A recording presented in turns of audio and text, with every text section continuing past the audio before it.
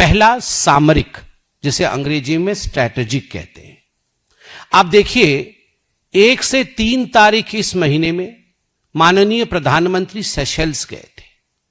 कई लोगों ने पूछा सेशेल्स जाके क्या मिलेगा, और अभी 6 तारीख से जब उनका सफर शुरू हुआ तो वो इंडोनेशिया गए थे।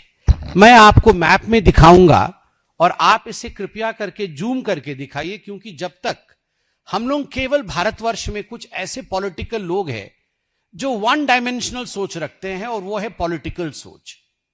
हमें 3D सोच के साथ आगे बढ़ना है।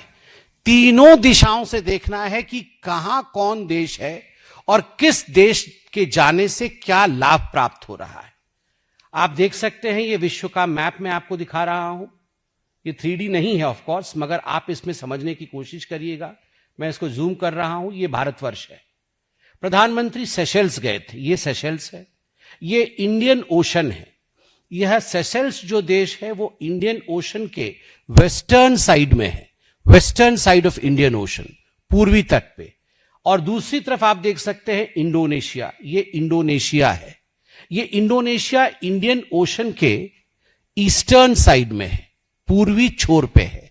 तो इंडियन ओशन के वेस्टर्न छोर से इंडियन ओशन के वेस्टर्न छोर तक ये एक स्ट्रैटेजिक अलायंस रहा। आप सोच करके देखिए, एक कोने में सेशेल्स, दूसरे कोने में इंडोनेशिया। दोनों कोनों को लामबंद कराना अपने इंटरेस्ट के लिए यह भारतवर्ष के प्रधानमंत्री ने करके दिखाया।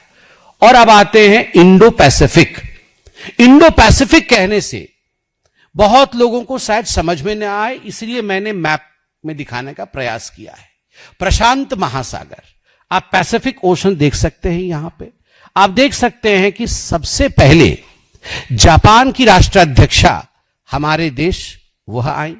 यहां जापान है, आप देख सकते हैं ये जापान है। ये प्रशांत महासागर पैसिफिक ओशन में है जापान।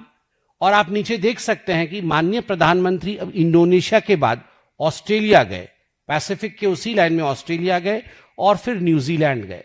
तो आप देखिए एक लाइन से जापान, ऑस्ट्रेलिया, न्यूजीलैंड, और यहां सेशेल्स और इंडोनेशिया जहां इंडियन ओशन को बांधती है, वहीं पैसिफिक ओशन में जापान, ऑस्ट्रेलिया और न्यूजीलैंड, इन तीनों के विजिट से, इन तीनों के आपस के आचार विचार से इंडो पैसिफिक और इंडियन ओशन, ये दोनों क्षेत्र पे एक जबरदस्त पकड़, सामरिक, आर्थिक, वैचारिक